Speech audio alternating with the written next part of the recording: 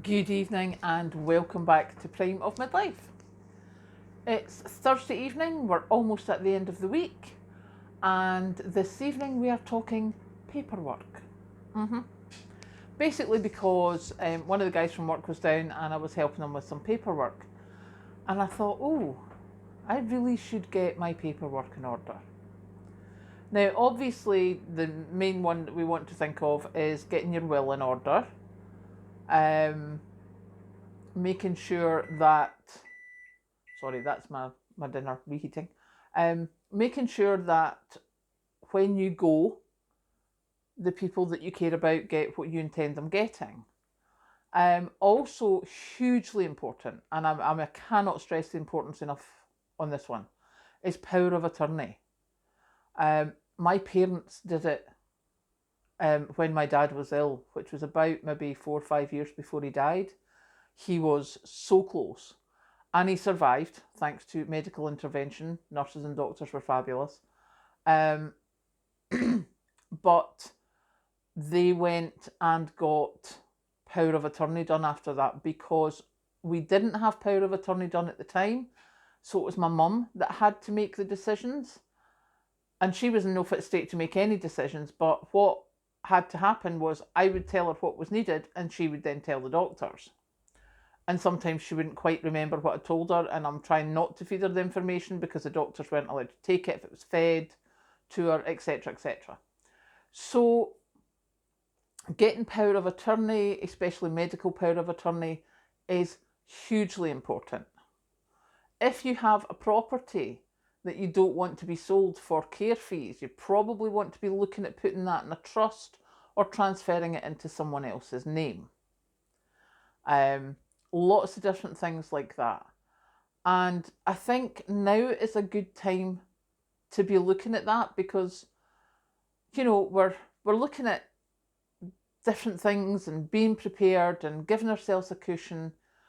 But if you suddenly get ill, if you suddenly get, say, a really bad flu, which Mandy and I have both had in 2024, and it literally knocked us off our feet for 2 weeks solid.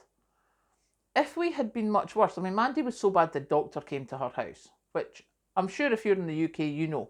The doctor doesn't come to your house unless they're quite worried about you. If you get really ill, if you don't have plans in place for someone to be able to help you or take control, it can be very difficult to get things done because then it's the local council or the government that has to take control and they've got to find someone and make someone your guardian, and that's not someone you know, it's not someone that knows your wishes. So yeah, paperwork is a very big thing.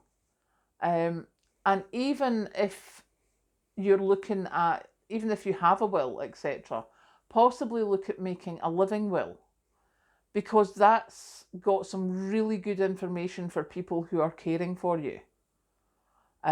We always laugh, Kathleen and I, about if I ever have to go into care or if I have someone looking after me, or even if, God forbid, I have an accident or something and they're trying to, relax me as much as possible.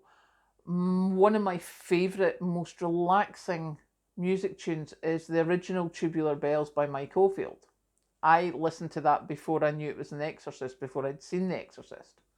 I enjoy that as a relaxing piece of music. Other people don't. To the point I was working as a receptionist in a small hotel, and maybe about 50 odd feet away was the entrance to the restaurant. And they had piped music that went through, and it came from our office. And it was Pure Moods or something, and it had the original Tubular Bells, just like a little maybe 9-minute bit.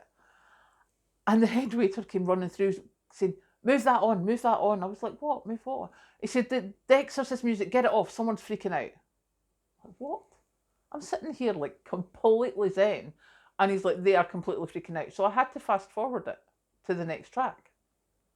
So you just never know. But that, for Kathleen and I, that is a laugh. It's like, and what music will relax your mother?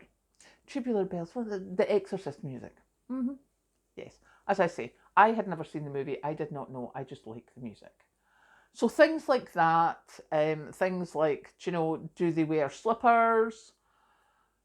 Do they prefer cardigans or jumpers? And, just stupid things like that. A living will is something that you can expand on and help yourself just in case. So yeah, that's my thought for today, paperwork. There's many, many other paperworks that need to be done. But those are the main ones that I'm thinking of just now. So I just thought I would come, just because, as I say, I was helping one of the guys at work. It's a good thing to get that sorted, just in case. Catch you later.